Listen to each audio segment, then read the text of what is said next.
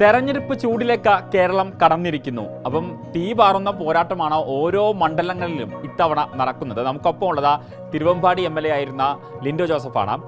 വീണ്ടും തിരുവമ്പാടിയിൽ തന്നെ ജനവിധി തേടുകയാണ്. എത്രത്തോളം ആത്മവിശ്വാസമുണ്ട്? 100% ആത്മവിശ്വാസത്തോടു കൂടിയാണ് ഈ തെരഞ്ഞെടുപ്പിനെ നേരിടുന്നത്. കഴിഞ്ഞ 5 വർഷം കേരളത്തിലെ LDF ഗവൺമെൻറ് തിരുവമ്പാടി മണ്ഡലത്തിൽ നടപ്പിലാക്കിയ വികസന പ്രവർത്തനങ്ങൾക്ക് ഈ നാട്ടിലെ ജനങ്ങൾ വലിയ രൂപത്തിലുള്ള പിന്തുണ നൽകുന്നുണ്ട്. അത് തുടർന്നും മുന്നോട്ട് പോകുമെന്നാണ് ഞങ്ങൾ വിശ്വസിക്കുന്നത്. അപ്പം ഒരേ മണ്ഡലത്തിൽ തന്നെ രണ്ടാമത്തെ തവണ ജനവിധി തേടുന്നു എന്ന് പറയുന്ന സമയത്ത് വോട്ടർമാരൊക്കെ കുറേ അധികം ആളുകളെ അറിയാൻ സാധിക്കും. അപ്പം എന്താണ് ഇവിടുത്തെ ഒരു സ്ട്രോങ് പോയിന്റ് ആയിട്ട് ലിൻഡോക്ക് തോന്നുന്നത്? വികസനം തന്നെയാണ്. ഒരു കാർഷിക പ്രാധാന്യമുള്ളൊരു മണ്ഡലം, 77 രൂപീകൃതമായൊരു മണ്ഡലം. അതിൻ്റെ ഒരു മേജർ പോർഷനും, അതായത് ഏകദേശം 34 വർഷം ഈ മണ്ഡലത്തിന് നേതൃത്വം നൽകിയത് UDF ആണ്. കേവലം 15 വർഷമാണ് LDFൻ്റെ അംഗങ്ങൾ ഈ മണ്ഡലത്തെ പ്രദാനം ചെയ്തത്.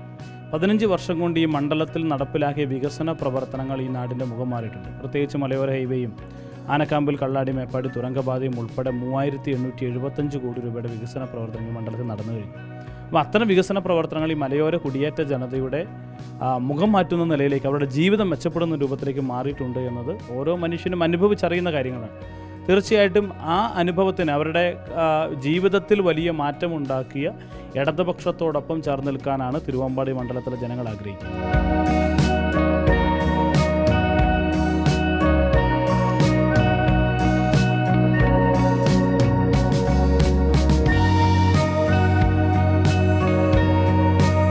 നേരത്തെ പറഞ്ഞതുപോലെ തന്നെ പൊതുവേ UDFന് ആധിപത്യം ഉണ്ടായിരുന്ന ഒരു മണ്ണായിരുന്നു. പക്ഷേ പിന്നീട് അത് അട്ടിമറി വരുന്നു. തുടർച്ചയായിട്ട് ഇപ്പം LDFൻ്റെ ആധിപത്യമാണ് ഇവിടെ കാണുന്നത്. അപ്പം ഇത്തവണയും ആരാണ്, ലീഗാണോ ഇവിടെ മത്സരിക്കുന്നത്, കോൺഗ്രസ് ആണോ മത്സരിക്കുന്നത് കാര്യത്തിൽ ഇതൊരു തീരുമാനമായിട്ടില്ല. അത് വലിയ രീതിയിൽ ഗുണം ചെയ്യുന്നുണ്ടോ? അല്ല, ഞങ്ങൾ എതിരാളികൾക്ക് ഏതെങ്കിലും തരത്തിൽ വിള്ളലുകൾ ഉണ്ടാകുമോ എന്നത് ഞങ്ങളെ ആശങ്കപ്പെടുത്താറില്ല. കാരണം ഞങ്ങൾ ഫോക്കസ് ചെയ്യുന്നത് ഞങ്ങളുടെ വികസനത്തെയാണ്. അത് എതിരാളികൾ ആരായാലും, ഏതായാലും ഒരു എതിരാളി ഉണ്ടാവുമല്ലോ, എതിരാളി ഇല്ലാതിരിക്കില്ല, ഏതായാലും എതിരാളി ഉണ്ടാവും. എതിരാളി ആരായാലും അവരുടെ ഏതെങ്കിലും തരത്തിലുള്ള കുറവുകളോ പോരായ്മകളോ ഒന്നും ഞങ്ങൾ ഈ തെരഞ്ഞെടുപ്പിൽ ഞങ്ങൾ ചർച്ച ചെയ്യില്ല. ഞങ്ങൾ ചർച്ച ചെയ്യുന്നത് വികസനം മാത്രമാണ്. കാരണം മത്തായി ചാക്കോയിലൂടെയാണ് ആദ്യമായി ഇടതുപക്ഷം തിരുവമ്പാടി മണ്ഡലത്തിൽ ജയിക്കുന്നത്.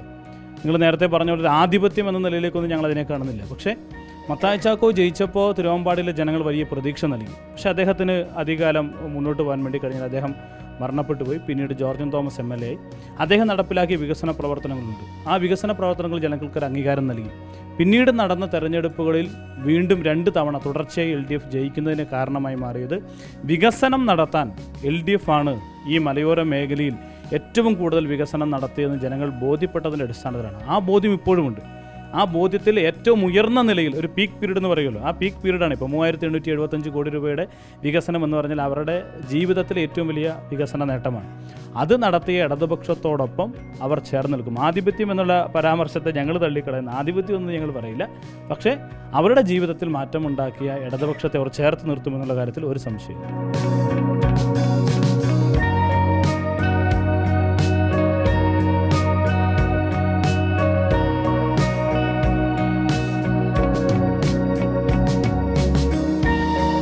തദ്ദേശ തെരഞ്ഞെടുപ്പിൽ വലിയ രീതിയിലുള്ള വിജയം ഉണ്ടാകും എന്നുള്ളതായിരുന്നു പ്രതീക്ഷ.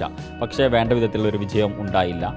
ആ ഒരു ട്രെൻഡ് അത് ഇപ്പോഴും നിലനിൽക്കുന്നുണ്ടോ? കാരണം ആ ഒരു ട്രെൻഡ് നിലനിൽക്കുന്നു എന്നാണ് UDF അവകാശപ്പെടുന്നത്.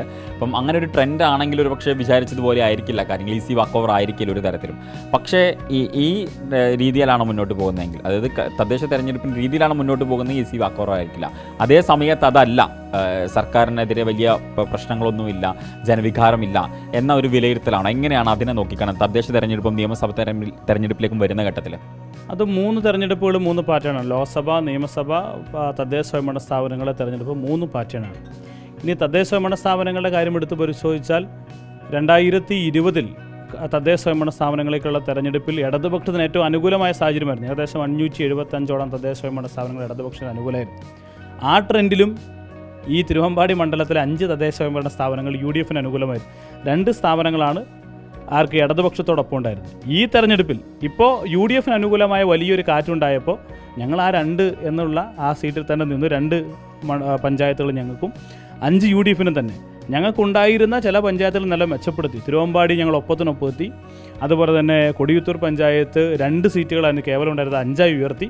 അപ്പോൾ തിരുവമ്പാടിയിലെ കുറച്ചുകൂടി ഞങ്ങൾ സ്ഥിതി മെച്ചപ്പെടുത്തുകയാണ്. ഈ പ്രതികൂലമായ കാലാവസ്ഥയിൽ ഞങ്ങൾ മെച്ചപ്പെടുത്തി എന്ന് പറയാം. പക്ഷേ ഞങ്ങൾ അതിനെയൊന്നും അങ്ങനെ പരിഗണിക്കുന്നില്ല. 3 തെരഞ്ഞെടുപ്പുകളുടെയും പാറ്റേൺ വ്യത്യസ്തമാണ് എന്ന് തന്നെയാണ് ഞങ്ങൾ വിലയിരുത്തുന്നത്. അങ്ങനെയാണെങ്കിൽ കഴിഞ്ഞ തവണ ആ വിധി എഴുതിയത് അവരെങ്ങനെയാണ്? ഇടതുപക്ഷത്തിന് അനുകൂലമായ കാറ്റ് വീശിയപ്പോഴും തിരുവമ്പാടിയിലെ 5 തദ്ദേശ സ്വയംഭരണ സ്ഥാപനങ്ങൾ UDFന് അനുകൂലം എന്നതായിരുന്നു അവരുടെ മുദ്രാവാക്യം.